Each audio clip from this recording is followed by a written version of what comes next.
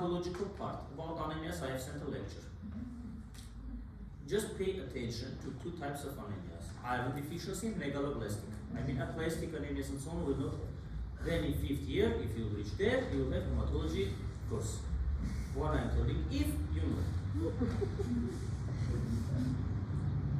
With God's help, if you know that. About endocrine part. Diabetes mellitus, one lecture I sent, but it's very superficial. Do not pay attention to medications. Remember that we have tablets, perorol. Complete pharmacological name is hypoglycemic, perorol hypoglycemic agents and insulin. Just it's not for the 3rd year, but remember. Look, sometimes we call type 1 insulin dependent, type 2 insulin independent. Not always it's correct. Nowadays it has been a bit mostly changed, because between them we have variants. For example, LADA diabetes. So subvariants, not only type 1 and type 2. I mean, not everything is black or white. Some specific variants I don't want to speak now, because it's not your class endocrinology. Again, if you reach 5th year, pay attention to hypothyroidism, hyperthyroidism.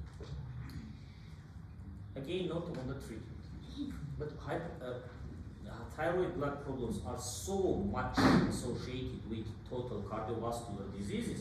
We have tachycardia, we have essential tremor, we have this fear, but patients are scared in hyperthyroidism.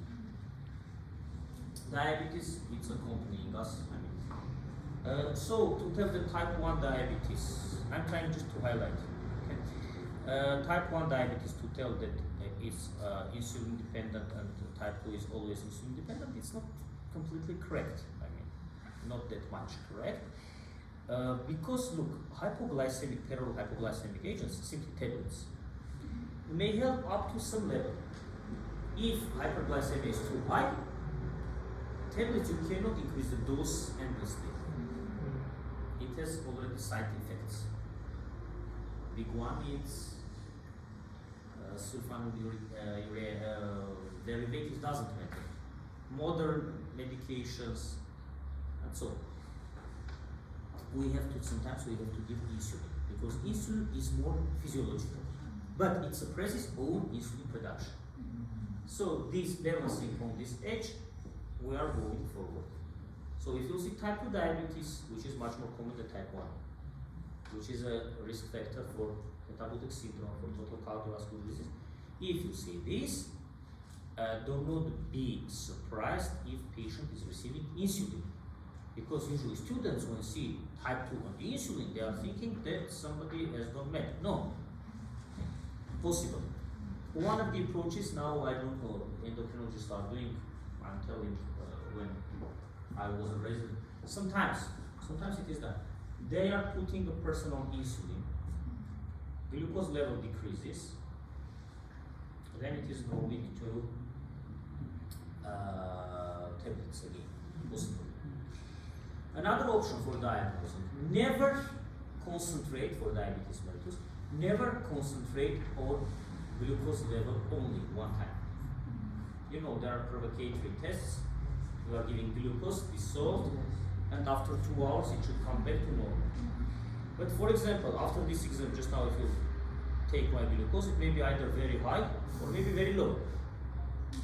I am not eaten from the morning, maybe very low, but they did everything to increase my glucose due to stress. Right? If you do the same, I'll kill you. Are you recording? That's correct. It is not Indian embassy. Okay. Then if somebody will have everything, on the last moment he told us that he will kill us. That's why we made suicide. Never make suicides. No exact word for this. Okay? Life is much more beautiful. That's not mandatory that everybody should become a doctor. Really? I'd like to tell, doing it so many doctors, then I remembered population of India, yes. Unfortunately, you need. But it doesn't mean that if not Armenians, you should kill Indian people. No. If population is more, let's kill more. To repeat, today is a paper, tomorrow is your patient. Now you are crying for the mark, tomorrow you'll cry without knowing what to tell the relatives of the patient, because to tell the patient already you are unable. Deaf people don't listen. So, LADA is subvariant, it's just that it will not be exam. So for diabetes mellitus, first of all, which variants, which clinical problems we have? We have diabetic neuropathy and diabetic angiopathy. Angiopathy means we have micro and macro.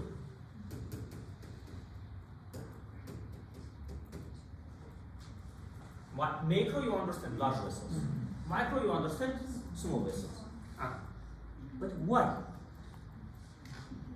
Before coming to this question, I stop there for a while. So, I mean, if one time you take any patient's glucose, maybe high, this transient increase still doesn't consider diabetes mellitus. Like one time blood pressure increase doesn't mean that patient has arterial hypertension. The same is here. So, what's the method? What to do? First of all, you need to do it regularly for some days. Endocrinologists know better. Second, remember that standards are different. If we are telling about the glucose level, 3.3, okay, 3.5 up to 5.5, it is somehow average values. Up to 6.1. Depends where. In venous blood or in capillary blood. From the finger it is taken or from the vein. So normatives are not the same. This first. Second, remember that it is in millimole per liter. Also might be in milligram deciliter. For conversion, I translate it for million. For conversion, you need to divide over 18, approximately 18.8. For example, 180 is 10 millimole per liter. But there are a lot of online calculators. In the US, for example, more popular milligram deciliters here, and if I'm not mistaken, Europe, as far as I've seen, millimole per liter. So, sometimes we need, it's called glucose profile. We'll pass this. In the morning, 1 o'clock, for example, at 6 o'clock p.m., and then at night, 10 p.m. It is to understand variability and changes during the day. But sometimes we don't know. 2 days are high, 3 days are low. One of the aspects, remember that you should always check patients' urine for glucosuria. Because if it is exceeding 180 milligram per deciliter, then okay, it is called renal threshold. It appears in the urine. So one should be very attentive. Look, 5 years ago, I'll tell my example. My mother had dry mouth. Zero stomach, like, it's not show red, like dry. It just was drinking, was feeling. One of the options is diabetes. You remember we have 3: polyphagia, polydipsia, and polyuria. About polyphagia I didn't mention because she doesn't have that much appetite. Polyuria not that much, but polydipsia, she wants to drink too much. One of the aspects, she also was not breathing. Normally, we went to ENT doctor with my close friend. Found some problems with cochlea, administered some treatment, like local inhaled corticosteroids. She felt well. It disappeared for a while. Then after a few months, again the same. I checked the glucose. It was, if I'm not mistaken, about 18 millimole per liter. But in the urine, now values I don't want to too high, which means that if not 18 or 16 in the bloodstream, if not in the urine, in bloodstream should be even higher. Yes. So always you need to compare, because you may have 8, but in the urine too much. Yes. This is for diagnosis. Another issue. Then of course with the endocrinologist, up to now she is receiving medications per room. We are checking this. This you know. Correct name for this is glycated hemoglobin, A1C. What does mean glycated hemoglobin? If glucose is becoming too high, glucose is normal for us. Without glucose, we will not sit here. We'll be in very cold, below the earth, okay? We'll die. Because it's a source of energy. This is how, by the way, I'll tell from your point of view, how brain understands that we don't want to eat, or we want to eat. It is regulating the appetite. This satisfaction from the food, because independently protein, lipids we are eating, it is converted into glucose. This glucose is going to the hypothalamic region. There we have ventrodorsal, ventrolateral, these nuclei, which are accepting this information. And is reading, okay, person should not eat anymore, is satisfied. Or should eat. Why? One of the approaches, not only in yoga, one of the recommendations nowadays in gastroenterology, that person should leave the table while eating 20 minutes before this feeling of satisfaction, because it takes time for conversion of these products to glucose and for which means that at least 15 minutes we are eating uselessly, in vain. Then it will maybe deposit it in the form of lipids, hypercholesterolemia, obesity, and so on. Of course, depending on genetics and so on, a lot of ethical and other circumstances. This is in general. So glucose is completely normal, but if it is becoming too high, it's already problematic. And the organism is trying to get rid of this glucose. One of the variants is to send it into the urine. Why? Because if it is becoming too much, itself glucose, even if it will be 100, it's not toxic itself. But organisms will try to get rid of it. How? How I'll tell a bit later. So one of the variants, it is combining with hemoglobin. Normally it is combined, but it should not be more than usually 7% in average. I'm telling because there are variants.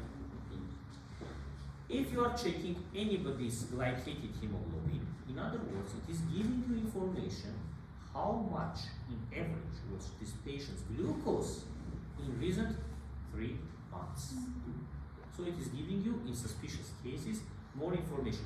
If you see, for example, that in recent 3 months it was above 11, no need to check. I mean, no need to diagnose the patient as diabetes mellitus. It's steroid-induced stress, it doesn't matter. It's another question. Okay? There are a lot of other investigations, again, due to the lack of the time, but also impossible. For example, we are checking insulin level, not always. C-peptide level. Ketones, if it is too high, due to diabetic ketoacidosis and diabetic coma. Yes, quite right. We are checking some indices like HOMA, IR HOMA. These are variants you pass. And if we are speaking about diabetes mellitus, let's speak about a bit about metabolic syndrome for you to understand why it is important. I'd like to tell, then I remember that more than 15 years ago I had one lecture. They invited me about metabolic syndrome, and I had a presentation about acute coronary syndrome and metabolic syndrome, their association. It was fantastic, fantastically bad, I mean, for a person. If in general population, mortality from coronary syndrome was 2.2%, those who had on the background of metabolic syndrome, it was above 12%, so 6 times higher, and so on. And we had to introduce metabolic syndrome. What is metabolic syndrome? Metabolic syndrome was suggested, I'll change the color, yes, same color, yeah. In 1988 by Raven and colleagues in 1988. So it's relatively novel idea, metabolic syndrome. I mean, this term that people had before this, of course. Raven and colleagues were Jewish people, mostly, in the US. Why in the US? Because fast food. Because of fast food. Their central role is playing obesity. Obesity, then we have insulin resistance. Type 2 diabetes mellitus,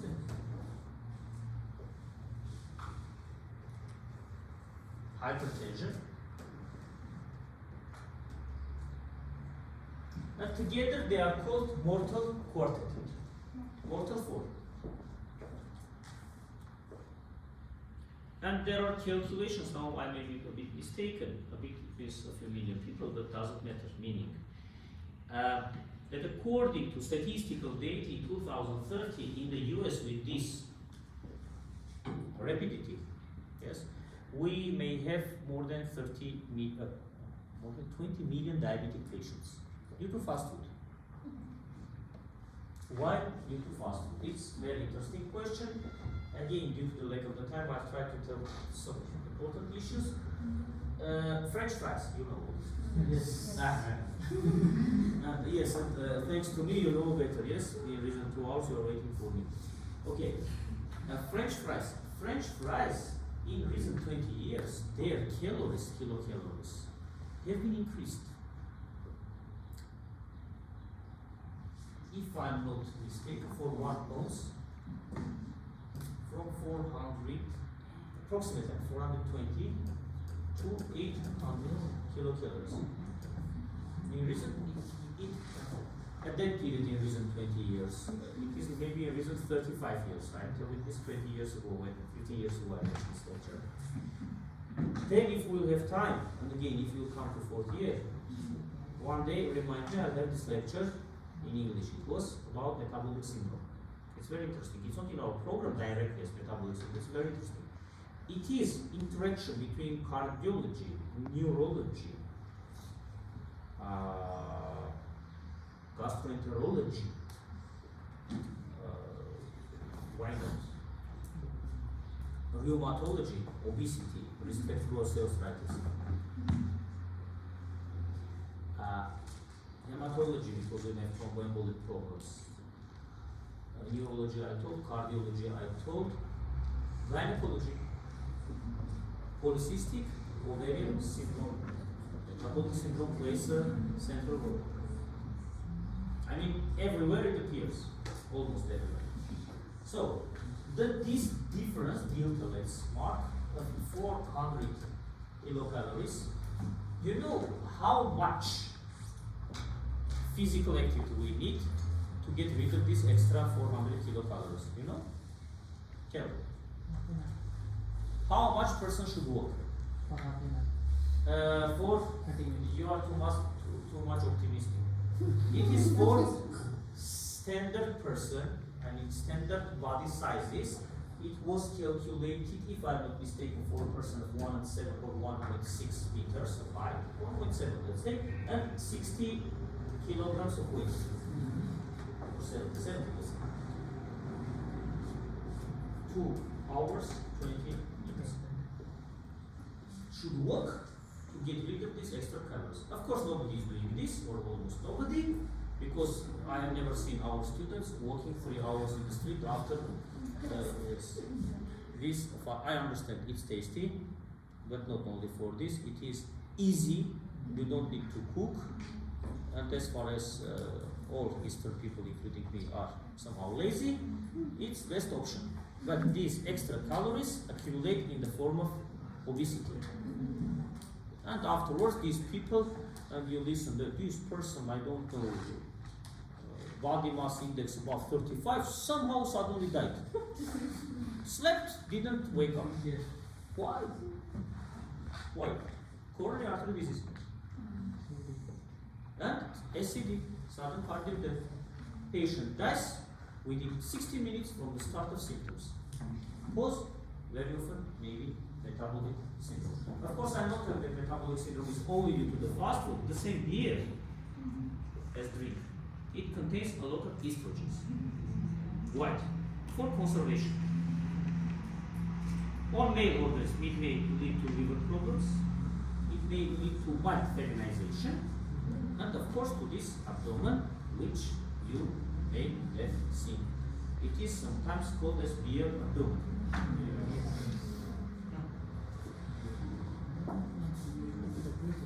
It doesn't mean that, for example, I don't know, strong alcohols are much more better, but I'm telling you, yes, there are such kind of proverbs in the web, of course. It's not written in Davidson that beer doesn't make us happy, and there's written mild neither. Milk neither. So, but no, it's written. But neither doesn't mean. So beer cannot make us. This is very controversial. Somehow, some of my students are arguing about the role of alcohol. In heart failure guidelines, a little amount is allowed for relaxation, even is allowed. As antioxidant, about antioxidant, especially red wine contains resveratrol, which is antioxidant, superoxidant. But it has been calculated that experimentally, yes, clinically, no. Why? Because resveratrol is very low in red wine. I mean, concentration is neglectable. For getting that effect, one should drink approximately 1 barrel of this wine, which is toxic already as well. This is paradoxical. Anyway, now, after knowing all of this, so what you need from hematological part, I told, megaloblastic anemias, which includes vitamin B12 deficiency and folic acid, because very often this B9 and B12 are together. Remember that any problems of GIT may result in, especially of upper parts of GIT, in megaloblastic anemia. Like, this is the relationship in our clinical practice. Otherwise, if you become hematologist, another issue. But hematologists in their turn, the patient has anemia. Among other features, they are doing upper and sometimes lower GI endoscopy to see is there a site for bleeding, or is there any problem, enteritis, ulcer, which may contribute to vitamin B12, for example, which are vitamin, or iron deficiency anemia. Okay. What is remaining there? There's remaining glomerulonephritis, pyelonephritis, acute kidney injury, chronic kidney injury, and multiple myeloma. Multiple myeloma, I have sent 2 lectures. It's more than enough. Your exams start when? Next Thursday. It is for which group? 303. This is your first exam. IDP. Other groups? 301 1st June. 1st June. Why? What I mean? Topics, if we'll consider all topics, only today will not manage, even if you come in the morning, I mean, without this. It's too much. On Tuesday, I'm free. But now you'll tell, okay, we have to prepare. Be honest, nobody prepares 5 days before the exam. I know you. I have seen this prepared people, just most of the students are preparing last one, very talented last 2 days, just before the exam. They are coming unslept, dehydrated, excited, agitated, sensitive to the exam. Most. But there are some strong people who are not coming at all. Tell him I'll come. The reason, take my 5 points and we'll go back to India. I enjoy my life.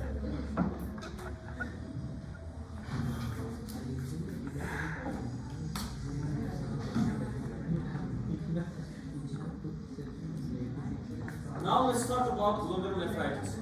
So we have pyelonephritis and glomerulonephritis. What's their difference? What is there? What is common? Both concern to the kidneys. Both are inflammations, but glomerulonephritis concerns to the glomeruli, pyelonephritis to the collection system. Mostly, only, especially acute, it is urinary tract infection. Like cystitis, urethritis, it is pelvic area is called Pyelonephritis, because pyelos is the same as pelvis.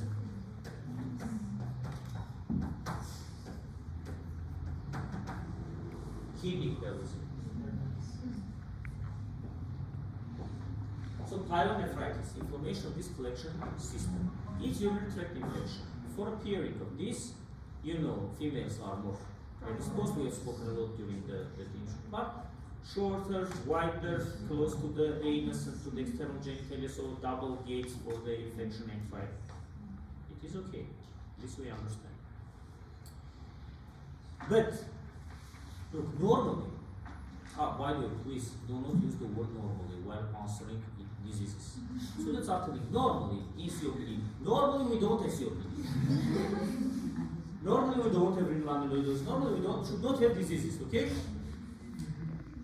I understand, sometimes they want to tell out of exacerbation. But out of exacerbation or symptom-free period. But normally patient doesn't know that today I have coronary artery disease, tomorrow I don't have. The day after tomorrow for sure I have. No, impossible. So, normally urine is sterile. It doesn't contain bacteria. But, in spite of this fact, if you go, and when you go to the hospitals, again, next year, you'll see that in a lot of cases you see bacteriuria. Main problem is that sampling is not done correctly, especially in females, because it's close to external genitalia and anus. And from the environment, external, bacteria appear in the urine, analyzer recognizes as bacteria. But in reality, it is like hematuria in menstrual blood. It's not hematuria itself, but it's hematuria. It's false hematuria because it doesn't concern to urinary tract. Menstrual blood appears there. Even one drop, analyzer recognizes RBC. High hematuria. No. Here is the same. So sampling should be done very carefully. You should explain the procedure to the patient. Hygienic procedures should be taken. They should wash before taking this. Otherwise, you will have bacteria, you have to prescribe antibiotics. I'm sorry.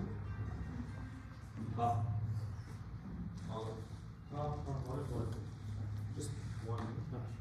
Lunches, then take lunches, so Nasıl asıl sonra sıra bir başka sıra bir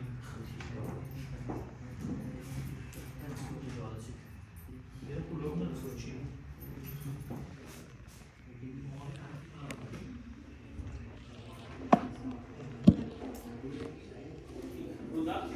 More productivity today highlights urine is sterile.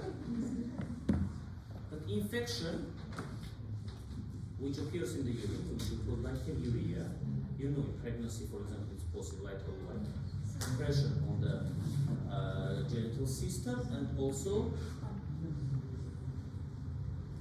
pH changes. pH changes of the urine. I told during the lectures. pH changes of the urine leads it to become more alkaline. Meanwhile, acidic environment is killing most of the bacteria. It's one of the factors. It's due to estrogen, this progesterone, this gain. That's why pregnancy and pyelonephritis in pregnancy. Remember this term. It's a special variant. So very often, pregnant women may have or have high risk for pregnancy. We look very interesting fact. Females after 1 year, female gender, up to 40 years, so fertile age, have high predisposition to this. Afterwards, males become why? Prostate hyperplasia, prostate or prostate cancer.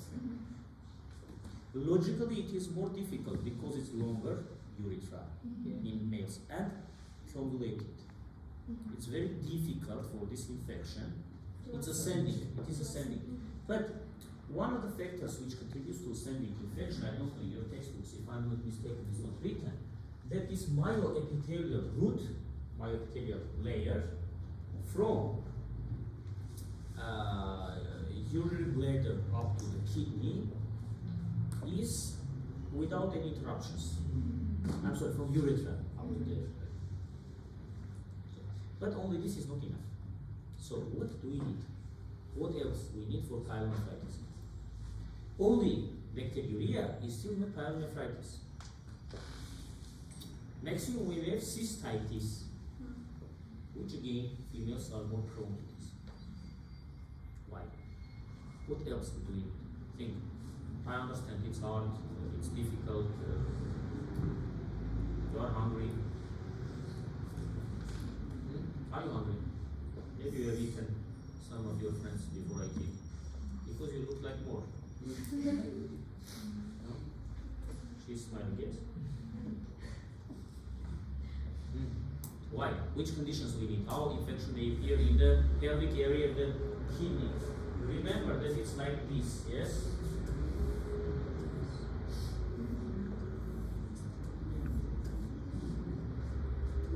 Here is, for example, I don't know, you can let us somehow.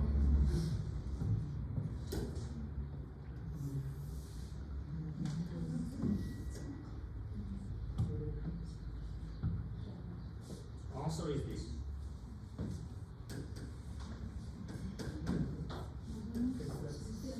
As you understand, it's not for the beauty, just this idiot is accepting like this here, yellow, there, green. Reflux, not reflex, reflux, backflow. Yes. From where to where? Medically, how will be called? But for safety, let's be right here. Vesicle.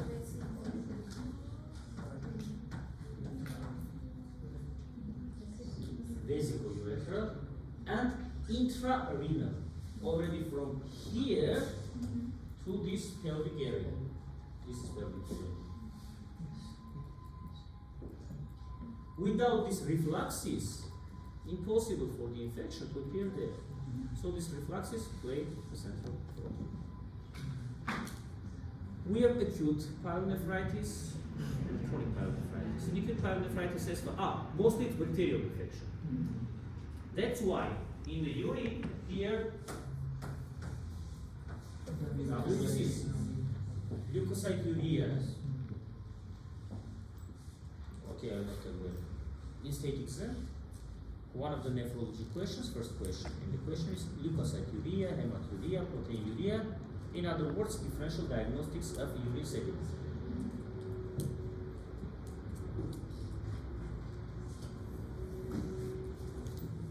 Now, for next week, if you are not planning anything, I'm doing this for you, just to prove that it's not changing anything in your lives. Answers are this week 5 groups. From Monday up to today, only on Thursday I didn't have an exam. Yesterday I had, today I had, Monday, Tuesday, Wednesday, I get done. Yes. 5 groups. I finished the program with them 1 week earlier. Last week was like this. Questions and answers. With all 7 groups. Come and see the answers. If nobody knows, one may think that their teacher is dead. And these poor people didn't have any lectures, any explanations. You are asking a medical term, they are looking at you with maximum mydriasis. Maximum dilation and pupils. Pupils, okay? Students. Surprise! For example, for me to ask you what myeloma. What are you talking about? We are 3rd year students, from where we should know. So WBC, we have chronic pyelonephritis. In this case, not always we may have bacteriuria. It has 2 variants. One is reflux, second is obstructive. Very typical for the elderly, obstruction. We may have narrowing strictures of the urinary tract, prostate gland problems. This is contributing to this stones, yes, obstruction.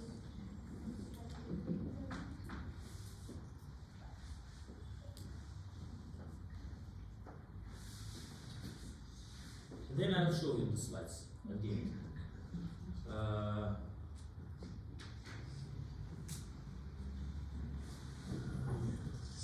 There are specific methods I'll show how it looks like glomerulonephritis.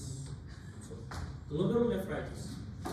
Glomerulonephritis is a very large term. That's why I was asking you, are you going to attend next week or not? No.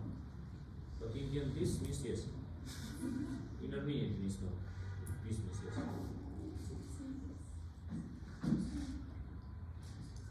It's not mandatory, but those of you who want, of course, would be perfect not two people. Education need to come to this lecture, okay? Come, I'll try to explain more. But on Monday, speak between group leaders, 4 group leaders, fortunately not 7 like in 4th year, and come to a common ground. If you want, on Tuesday I will organize something for you. But for this I need a room. For this room not to be taken for exams because it's already examination period. It's not mandatory, up to you. Today as much as possible I'll try to cover, okay? And before, yes, without this, again you have consultations. Consultations are not cancelled. Each group has consultation. Particularly, 303 on Tuesday should come to consultation. Why on Tuesday? On Wednesday I am also here, but you should come after 3 for consultation. Because from the morning I have 6th year students midterms. Fortunately written, but unfortunately 4 groups are on the same day. On Monday in the morning, I have 2 lectures. So on Monday also you may come. This is a particular case of glomerulonephritis. For example, you may have diabetic nephropathy. It's not glomerulonephritis itself, but it's a glomerulopathy. What is absent? What is absent? Usually you recognize the question, who is absent? Now what is absent? Inflammation. itis. In vain you are passing 1 year of Latin language. Look, you didn't know that you passed? First year. Okay. Now I understand why 4th year students with whom we have passed in 3rd year the same bronchial asthma, they are so surprised. It was last year. Just now they are passing pulmonology. That period was IDP. So it's a particular case, but I'm sorry, once more I'll bring clicker, okay, to go faster. So, glomerulonephritis, glomerulopathy's final result is the same, glomerulosclerosis. And glomeruli work as a factory, let's say. They are doing so many functions that their affection, of course, and their death, unfortunately, sooner or later leads to terrible outcomes up to death. CKD, final stage. How is called final stage of CKD? Kidney failure or end stage. End this. Now after this I'll forget. End stage renal failure or end stage kidney disease. Or just kidney failure. The word failure usually is preserved for the last which? Fifth stage. Less than 15 to 20 in some sources milliliter per week. Minute. You are telling me.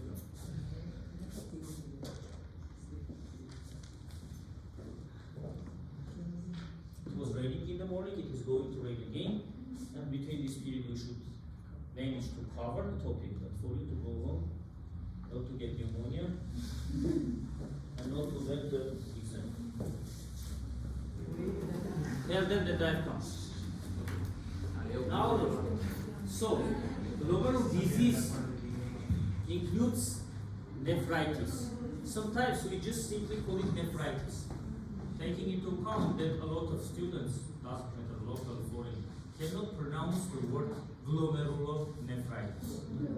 It's difficult to pronounce, I understand, because look, we have one L, glomerulonephritis. So, if you listen GN, glomerulonephritis, or just just nephritis. Remember that usually we are speaking about glomerulonephritis versus pyelonephritis, which is again possible.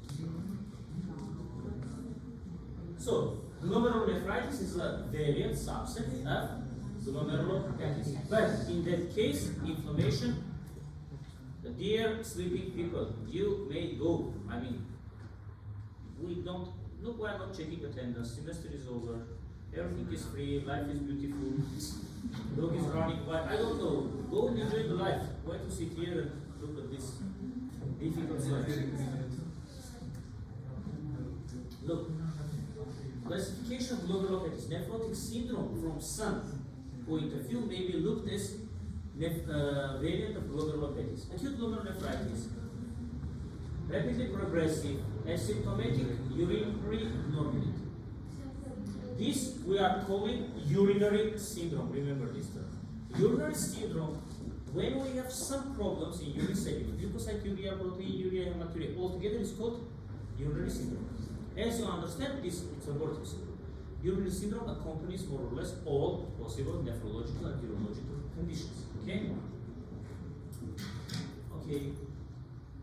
About each of them we'll speak. Glomerular disease may be primary, may be secondary. For example, secondary may be when?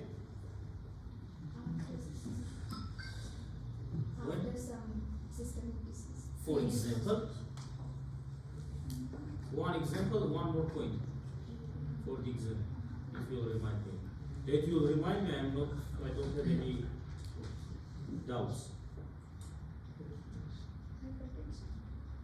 Liver cirrhosis. Everything started. So, vasculitis. SLE. How is called kidney infection SLE? Lupus nephritis. Why? Because in vasculitis systemic we have vessel affection. Where do we have vessels? In which part of the body? Almost everywhere. So virtually all organ systems may be involved in vasculitis. We have not spoken about this yet. Yes? Next year, okay. So lupus nephritis is a classical variant of vasculitis. Remember another term. You know, you remember, do you remember pneumonitis? But pneumonias and pneumonitis, what's the difference?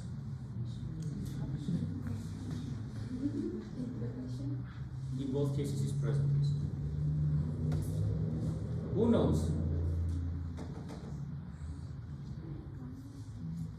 The difference between pneumonias and pneumonitis.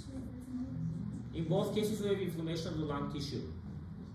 So,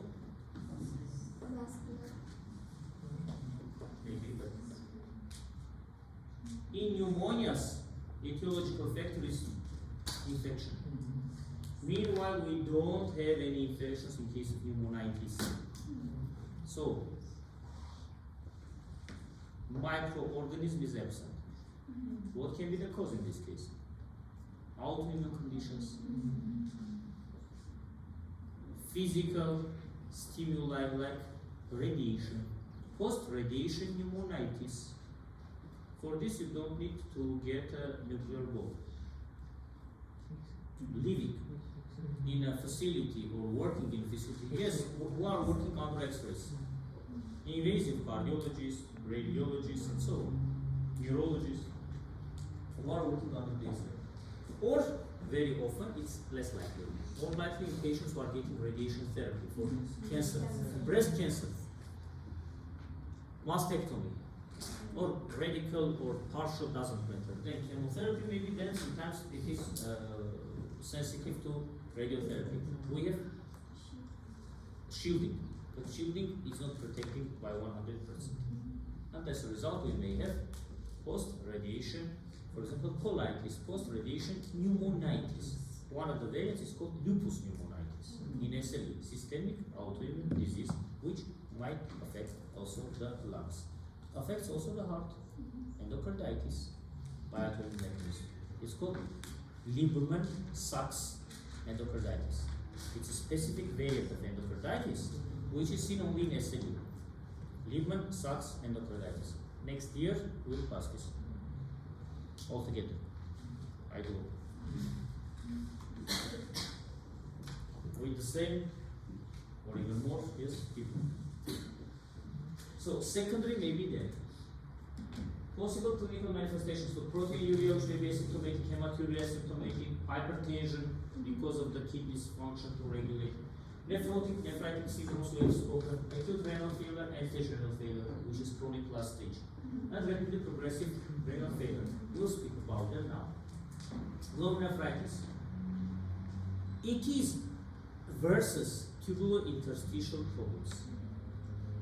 Presence of glomerular disease as opposed to tubulointerstitial or vascular disease is suspected from history.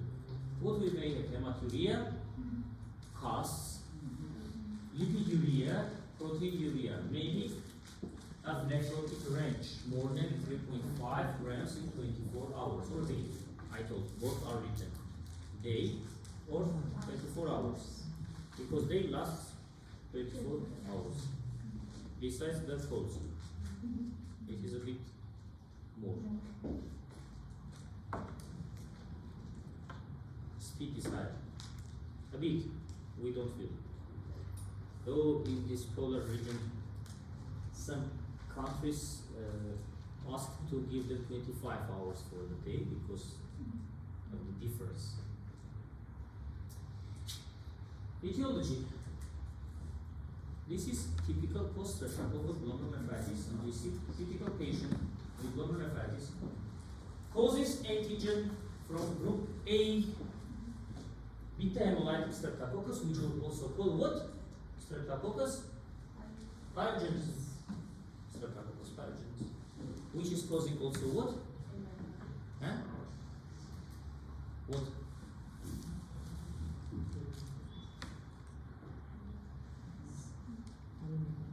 Microbiology, I'm sorry. How did you pass? In which way? Through the exam or some others? And microbiology teacher, if I'm not mistaken, is Dr. Lobik, yes? One of the best specialists in Armenia for now. In the field of really actually. So I don't have any suspicions that has told. But you know, dear students, this microbe is causing rheumatic fever, which may result in valvular heart disease, especially which valve is affected? Mitral valve or mitral valve. Mitral in Indian pronunciation, mitral in US. So we have antigen-antibody complex which are depositing in glomerular basement membrane, and we have increased production of epithelial cells lining the glomerulus, leukocytic infiltration there, thickening, scarring and loss of glomerular filtration membrane, decreased GFR. But usually it is transient. It's acute glomerulonephritis. If acute glomerulonephritis is not passing within 1 month, we may think about chronization. Some variants of chronic glomerulonephritis are outcome of acute glomerulonephritis, or untreated, or less well treated. Okay, but I should remind you that I told previously that I am taking this. That a lot of glomerulonephritis are chronic from the start, from the beginning. It's their nature; they cannot be cured. This is very important. Not only glomerulonephritis. A lot of diseases may be chronic from the start. It is their nature. Like how you are always late from the lectures. It's your nature. Yes, there are people who are coming on time, who are coming 15 minutes before the lecture, who are coming last 10 minutes, who are not coming for. It's their nature. And lectures cannot change this ratio. The same is here. Some glomerulonephritis may be chronic from the start, but it is acute. Another variant for this is called NAME. Post-infectious glomerulonephritis, PIGM, or PSGM, post-streptococcal glomerulonephritis. Pathology, for saving your time. I'm pretty sure that those who want already have read it at home before coming here, not today. After 5th of May. Complement leukocyte mediated mechanism, not complement dependent mechanism. C5 to C9 fractions of complement. Glomerular disease, we have etiology, microscopic finding, and clinical syndrome. Now I'll tell you. Most common clinical presentations are acute nephritic syndrome, which is typical for acute glomerulonephritis, and nephrotic syndrome, which is typical for chronic glomerulonephritis, glomerulonephritis, glomerulosclerosis, and renal amyloidosis. Mainly, these are two main conditions. The most common cause is autoimmune. When I'm telling that some issues are chronic from the start, I mean exactly this. Autoimmune reactions, some progresses in their form. I will speak about this. Now I'll show you that it is coming once more. Post-streptococcal glomerulonephritis, rapidly progressive glomerulonephritis. Let's speak a bit about this. Also known as crescentic glomerulonephritis. It's crescents. Cause is usually unknown, or maybe secondary, sometimes after streptococcal infection. It's autoimmune. Patients, some present as acute nephritic syndrome, some patients as renal failure. Rapidly progressive means that very soon it results in end-stage renal disease. Unfortunately, prognosis is poor. Remember this term. Prognosis may be good, may be poor. In this case, it's poor. Caused by deposition of antigen antibody circulating complexes, all but a few progress to renal failure. What does it mean in English? All but a few? Mostly. Almost everybody. With very few exceptions. But they have written in literature language for us not to feel so much sorry. Because some people understand that very few. No, all but a few. Especially if doctor was not a very good student. Independent of this is rapidly progressive, but you should diagnose on time. Membranous chronic. About membranous we'll speak later. Incidental discovery of calproteinuria hypertension presents as chronic renal failure or calproteinuria. Glomerulus has scar tissue, which doesn't mean it is glomerulosclerosis. And already what we have to do, dialysis and transplantation. Together, how are they called? R. Renal transplant. Who told you? It's not cheap. Who told you? RRT, good for you. He or she knows. She's going to the table. Okay. Both are good, okay. Renal replacement therapy, which includes what? Dialysis. Which methods of dialysis do you know? Peritoneal and hemodialysis. How to understand that patient has hemodialysis? We see what? These two. Okay, if all together you will come to the exam, you will succeed. Each line is telling one word. In total, it is making a sentence. But unfortunately, you have to work separately then. After the graduation, at least. Secondary glomerulonephritis. Look, vasculosis, atherosclerosis, hypertension, vasculitis. It's misspelled. Vasculitis should be. In pluriform vasculitis. It is from the Latin, not from the English. In English, just S or ES, with a few exceptions. Yes, sheep, ox, oxen, phenomenon. It's English. Phenomena. English also. Okay, on Tuesday come for English classes. We'll learn exceptions for formation. Diabetes, look, most common cause of renal failure because glycoproteins deposit in basement membrane. Now, just going forward, though a bit I told about this. CKD, chronic kidney disease. Now you may tell I'm jumping, but they are interrelated. CKD has a lot of causes, all chronic renal problems. Theoretically and practically result in CKD or chronic renal failure, which is the same. But nowadays we prefer the term CKD. This is clear. But, for example, polycystic kidney disease, glomerulonephritis, pyelonephritis, I don't know, tubular interstitial nephritis, all may result in renal failure, especially if untreated. But the most common two issues are extra renal as etiological factors for CKD. First is diabetes mellitus, second is arterial hypertension. Why? Because for both of them, kidneys are target organs. Vessels are target organs, including kidney vessels. Now look.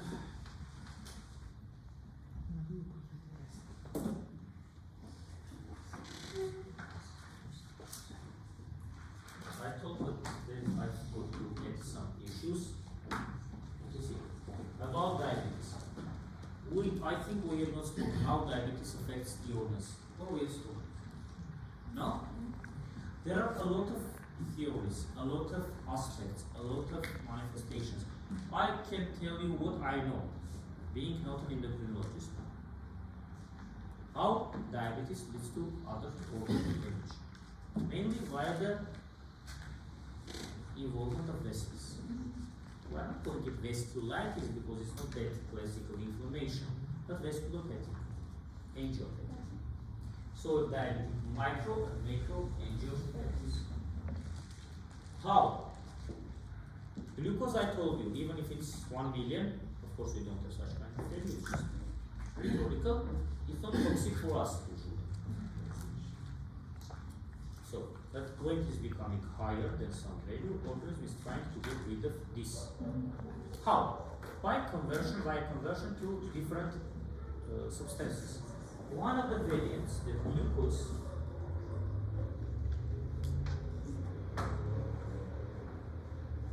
glucose, may become sorbitol. What is sorbitol? 6-ATP cyclic alcohol.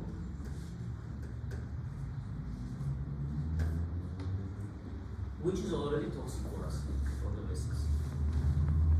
About this sorbitol, just for you to get a bit refreshed, because in upcoming 3-4 hours you are here. Yes. I'll tell you one funny issue about this sorbitol. 4 or 5 years ago, when I am telling about this, just before the graduation for 6 years, one of the students is telling, yes, sorbitol is used for the treatment of heart diseases. In India, he tells, it is widely used. Okay, I understand India, but anyway, if it would be something new, we also knew.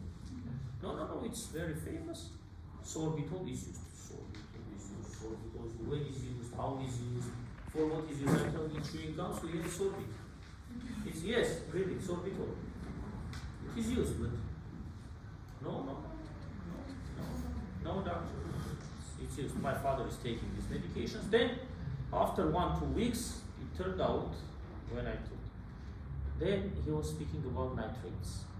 We have one variant of nitrate with nitroglycerin, passing from isosorbate dinitrate.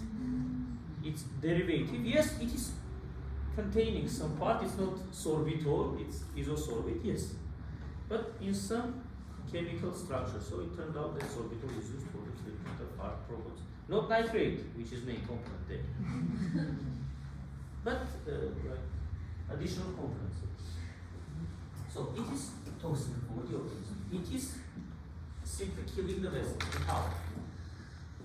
It is making injury to vessels. First of all, to small vessels. So it is leading to micro angiopathy.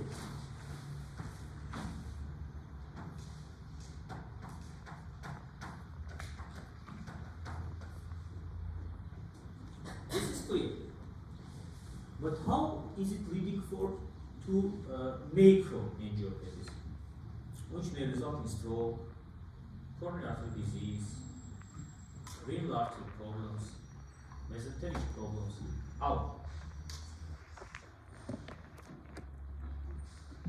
How this microangiopathy results in macroangiopathy? Try to use your synapses.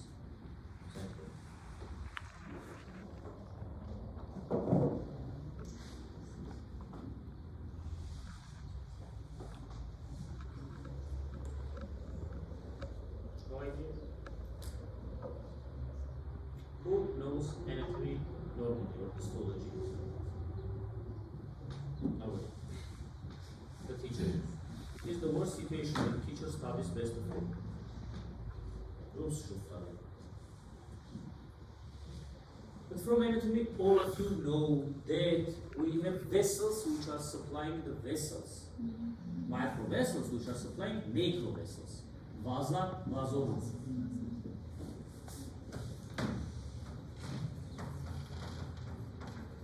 And frankly speaking, this vasa vasorum affection leads to macroangiopathy.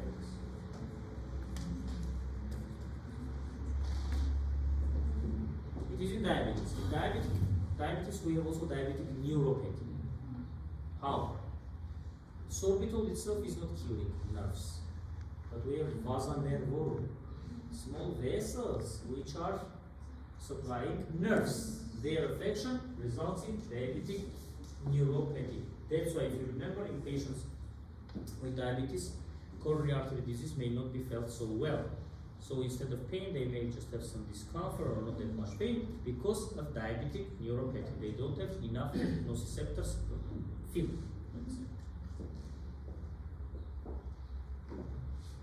Okay? And with the same way, it affects also the kidneys.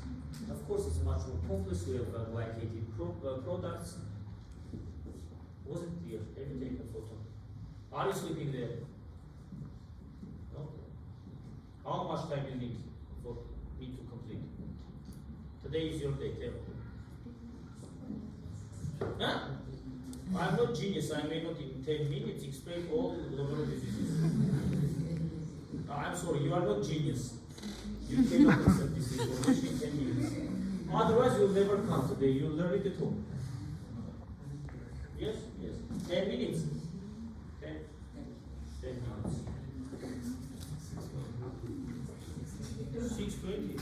Okay.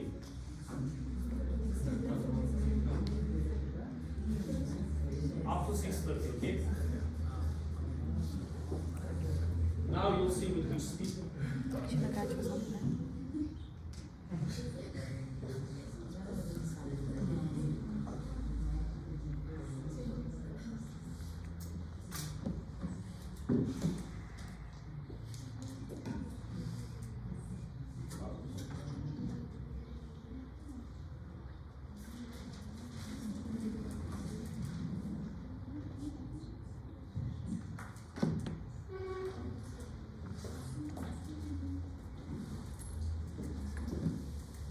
Acute glomerulonephritis, now pay attention. We have spoken about this. It is also called acute nephritis, look, or GN. Glomerulonephritis and post-streptococcal glomerulonephritis, because it's very typical for the children. Very often, ages 2 to 12, and incubation period is 2 to 3 weeks. That's why after sore throat, after streptococcal infection, which is needed time for autoimmunization, we may have kidney problems. This is one of the aspects why, in case of chronic decompensated tonsillitis, tonsilli should be removed surgically or at least partially. One of my close friends is working now in Germany.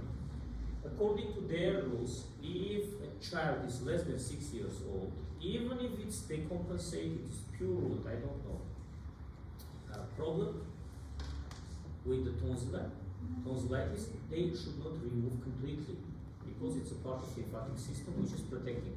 Should be done partially. So not tonsillectomy, but tonsillotomy. And the risk of bleeding is less, recovery period is sooner, and so on. Infectious, look, streptococcal, or we may have other bacterial, viral, parasitic infections. Non-infectious, multisystemic diseases, and primary glomerular diseases. But these are rare. Usually we deal with this. Previously, N protein of the streptococcus, which you know in the tests, it appears, yes, in your tests as well, was found to be responsible for post-streptococcal glomerulonephritis. Nowadays, more attention is paid to NAPR, nephritis-associated streptococcal cationic proteinase. During the exam, if you tell NAPR, I will say which is acting as plasminogen receptor, has been identified as a glycerolide 3-phosphate dehydrogenase. It's the same. But you tell NAPR, okay? Antibody levels to NAPR, it has been shown, are elevated in streptococcal infections, independent group A, C, and G, associated with glomerulonephritis, but are not elevated in streptococcal infections without glomerulonephritis, whereas anti-streptolizing O titers are elevated in both circumstances. What does it mean? We have ASLO, anti-streptolizing O, which very often stands as a marker, but not always it is indicating this. So, we may have streptococcal infection without glomerulonephritis, like streptolizing ASLO will be elevated. But antibodies against NAPR are in cases streptococcal infections which are associated with GN, glomerulonephritis. What we have? Look, proliferation of cells within glomeruli, lymphocytic infiltration, hypocomplementemia because it is used in these processes, neuron deposits of IgG and complements on glomerular basement membrane, and implicating antigens seems to be enterostreptozine and nephritis plasmin binding protein. General symptoms look fever, headache, malaise, and you see lethargy. What do we have? Underlying mechanism is acute retention of sodium and water in the organs. That's why nephritic syndrome, oliguria, hematuria, increased blood pressure, and edema. Classical triad.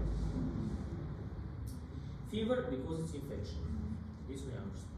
Headache due to increased blood pressure, and so on, and infection. Anorexia and so. Failure due to edema, also maybe anemia because kidneys are producing erythropoietin. Confusion, lethargy is on severe cases. Loss of muscle tissue, enlargement of the liver. We have increased blood flow, and we may have overflow in the liver and enlargement of the capsule by hepatomegaly pain in the right upper quadrant. Oliguria, hematuria, edema, hypertension, and by the way, that may become generalized. Clinical syndromes be technical. We may have urinary syndrome, which I told you, when we have problems with urinary sediment. Nephritic, nephrotic, but it's less likely. Classically acute nephritic syndrome. And mixed. Some urinary with nephrotic and so on. Any combinations. Clinical features look abrupt onset of glomerulohematuria, RBC cast or dysmorphic RBCs, because based on the variant of RBCs you can understand they are coming from which level, glomeruli or tubules. Non-nephrotic range proteinuria, about this I told you that we have proteinuria, but it's not diagnostic feature, unlike in nephrotic syndrome. But it's moderate, less than 2 grams. Edema, periorbital and sacral, generalized is called what? Anasarca. Hypertension and transient renal impairment. It is typical for cyclic form of acute glomerulonephritis. This classification is not brought here, but anyway. Cyclic form, we may latent form, cyclic or acyclic. Cyclic, that these features appear, we have edema, hypertension, or increased blood pressure, transient, oliguria, hematuria, then disappears, then anemia. Cyclic form. This is red blood cell count. You see? Urolysis, proteinuria, microscopic urolysis, and red blood cells. Baseline measurements, urea and creatinine, which should be increased. Which complications we may have? Acute renal necrosis due to injury, capillary injury or capillary thrombosis, and hypertensive encephalopathy, heart failure and acute pulmonary edema. Remember, for a long time, eclampsia, you know what it is. Eclampsia, preeclampsia, eclampsia. We have increased blood pressure in pregnancy, which is associated with convulsions. Without convulsions, it's called preeclampsia. For a long time, it has been considered as a nephrological problem, like kidneys are regulating. Nowadays, there are other mechanisms you classify by convulsions. It's not only primary kidney problem.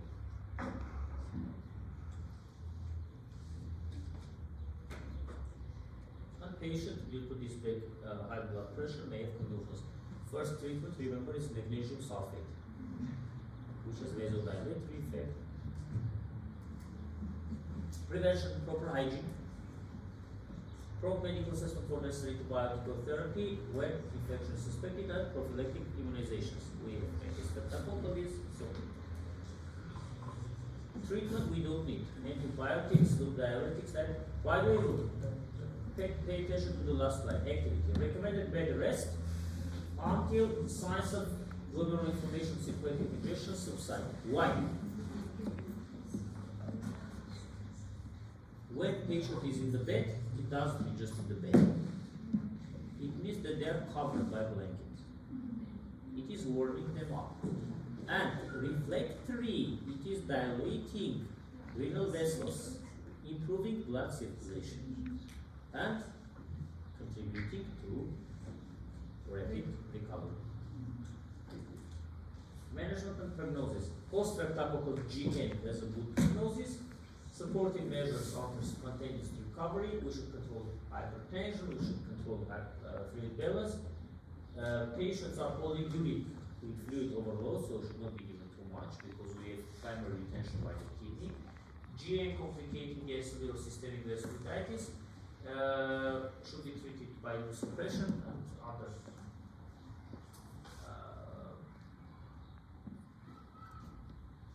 immunosuppressants, cyclophosphamide, azathioprine, MMF. Chronic, it's already enough. Chronic is characterized by irreversible and progressive glomerulonephritis fibrosis, which leads to GFR decrease and stage of renal failure. And diagnosis of CKD can be made without knowledge of the specific case, because on that level already everything is the same. All is one. Look, nearly all forms of acute GA may progress to chronic glomerulonephritis, have tendency. Progression from acute to chronic is variable, whereas complete recovery of renal function is the rule for patients with acute post-streptococcal glomerulonephritis. Similar other glomerulonephritis, such as glomerulonephritis, which is called what? Berger's in English, with Berger, because it is in French. R is in French. Berger's syndrome. Often have relatively been echoes may not progress to end-stage renal disease. Look what happens. Reduction in nephron mass leads to, from the initial injury, reducing GFR, logically. Remaining nephrons are undergoing overwork, hyperfiltration, and are dying of this. One of the contributing factors, this I'll not tell today, I'll tell next week, if you'll come. You'll come? Nobody will come. Pushkesh will come. For sure, 3 times you came, 3 times I've told you. I've counted 3 times. Dear friends, it's for you, not against you. If you don't know, do not come. But maybe it may save your mark a few days later. It's not cancelling the consultations. Consultations for sure you have. So, other nephrons are undergoing hyperfiltration and dying of this. That's why these conditions are progressive conditions. Remember or write down, one of the most important factors which is killing the nephron, it is increased intraglomerular pressure. That pressure is formed between the difference of pressures between vas afferens and vas efferens. In other words, afferent and efferent arterioles. If you remember, efferent arteriole, that angiotensin II receptors. And while binding to to these receptors, we have vasoconstriction. So, reduction is hypertrophy and hyperfiltration of the remaining nephrons and the initiation of intraglomerular hypertension. Changes occur in order to increase the GFR in the brain receptors, thus minimizing the functional consequences of nephron loss. Anyway, these changes ultimately are detrimental, decreasing, because they lead to glomerulosclerosis and further nephron loss. Why glomerulosclerosis? Due to increased pressure in the glomerulus. Histological findings in early stages, somehow we may find features typical for primary disease. On later stages, initial disease doesn't matter. Because glomerular hyalinized and adolescent tubules are disrupted and atrophic, and we have expressed interstitial fibrosis and arteriosclerosis. These are variants. Remember, nowadays, without biopsy, nobody decides the treatment strategy for any chronic glomerulonephritis. And all variants you have passed from pathology, or maybe you are passing now, you finish with pathology. Finished. We have minimal changes disease. We have focal segmental glomerulosclerosis. We have mesenteric type 1, type 2. Membranous, mesenterocolic. What is the difference? Early minimal changes disease. Fusion of podocytes on the electron microscope. This is typical in children, very well responding to corticosteroids. Focal and, sometimes it's called focal and segmental glomerulosclerosis. That some focuses are affected, and ineffective focuses some segments, which means it's diffuse. But it is responding to glucocorticoids up to 30% of cases usually, and mainly we need other medications, immunosuppressants. Again, once more, treatment is not in your program, but for you to understand why do we differentiate.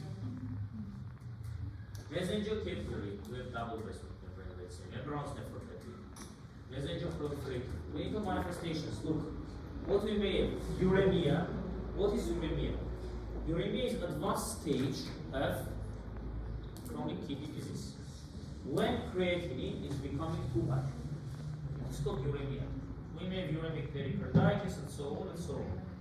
We may have edemas, we may have hypertension, JVD, rails, pericardial frictional rock in uremic pericarditis, tenderness in the epigastric region or blood in the stool, possibly which may indicate uremic gastritis or enteropathy, and decreased sensation and gastritis because they have negative impact on nerve receptors.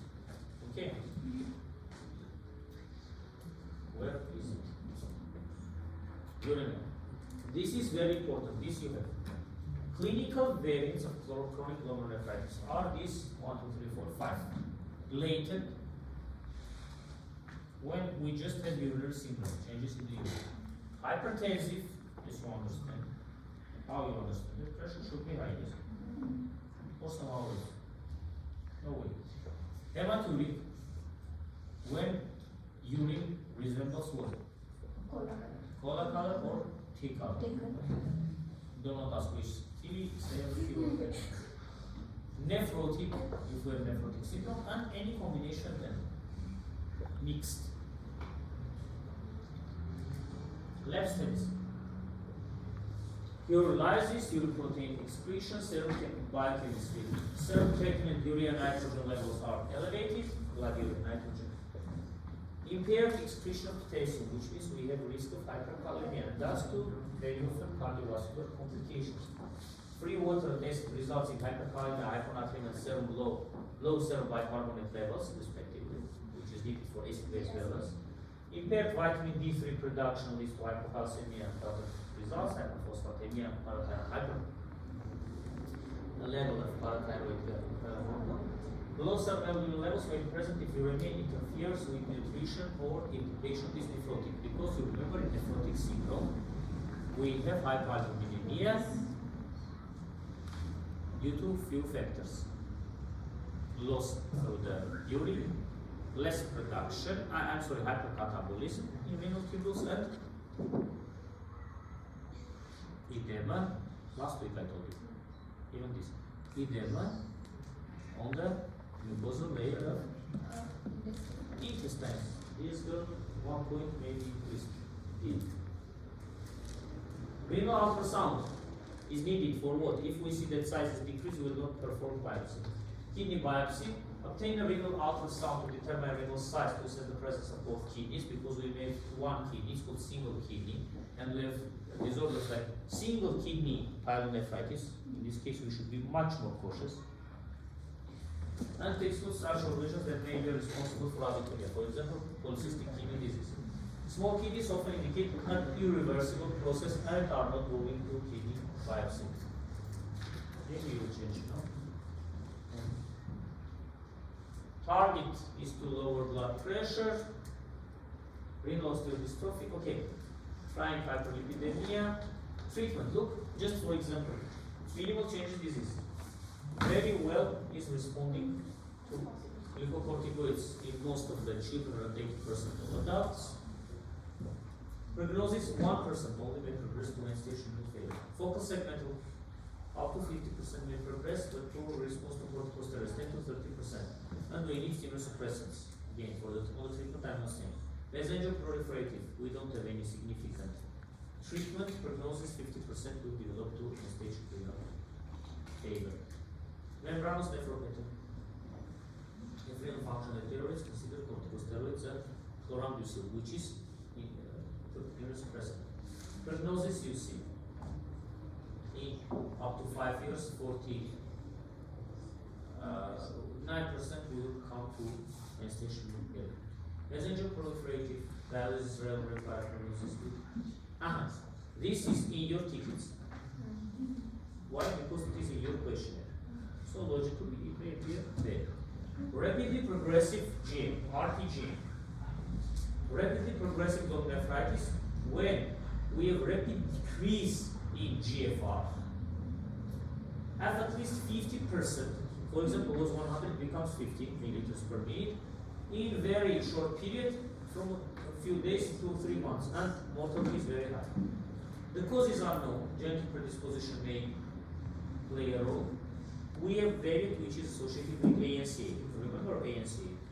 No, from where? Anti-neutrophil cytoplasmic antibodies. Remember, next year will pass from rheumatology. These are antibodies against components of granules inside the neutrophils. Because 97% of patients have realized prodromal period, viral etiology also is possible, but we don't have any supportive data. What do we have? We have 3 pathological variants.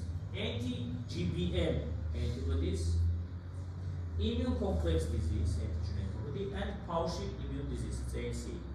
Pauci immune disease. Even I don't know how to pronounce it correctly. It's pronounced differently. Pauci, because sometimes it's with double S, like in Latin or in Italian. Pauci. Look, more than 80% of patients with Pauci immune, rapidly progressive glomerulonephritis, were subsequently found to have circulating ANCs. And thus this form is now called ANCA, associated vasculitis of kidney. This question is also for the state exam questionnaire. Rapidly progressive glomerulonephritis variant. Link between ANCA and associated pathogenesis of this disease is unknown, but it is postulated, which means it's fixed, that neutrophils and mononuclear phagocytes are directly created by ANC, and these created cells, in their turn, are attacking walls of the vessels, producing seizures similar to that produced by anti-GBM antibodies or circulating immune complexes. Renal biopsy shows specimens diffuse proliferative necrotizing glomerulonephritis with crescent formation. This crescentic. That's why glomerulonephritis. The main pathological finding in 90% of cases of office fibrous necrosis, extensive crescent formation is present in minimum 50% of the glomerulus. Clinical manifestations, signs and symptoms of renal failure, we may have pain in inward region, yes, hematuria and systemic symptoms. Left stem is ANCA, protein biochemistry, you realize this with microscopy MSU. Anti-nuclear antibody titer. By the way, ANA itself may be typical for a lot of rheumatological diseases. So it is highly sensitive, but has low specificity. ANC, urine cell protein electrophoresis, perform this in the age of the person. Okay, we don't need. Treatment, high-dose glucocorticoids with cyclophosphamide with or without plasma exchange, plasmapheresis, and renal transplantation.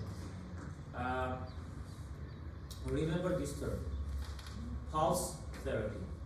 When we use very high dose of glucocorticoids, for example 500 milligrams daily, IV, in 3 days. This is if we have severe vasculitis which may affect vessels of the brain, heart, kidneys, to protect these organs, cerebral vasculitis for example. It has the same effect as chemotherapy because in a very short period you are coming to total immunosuppression, and usually we should avoid to enter the room of these patients. I mean, how less people will enter, better for the patients because their immunity is very, very low, like after chemotherapy.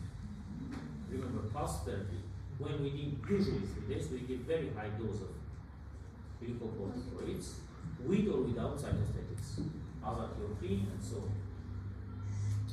Prognosis is poor if initial serum creatinine is more than 600 micrograms per liter. Meanwhile, norm is up to 100. So, this was the lecture about glomerulonephritis. As soon as it is already 6:35 today, you may go. If you want to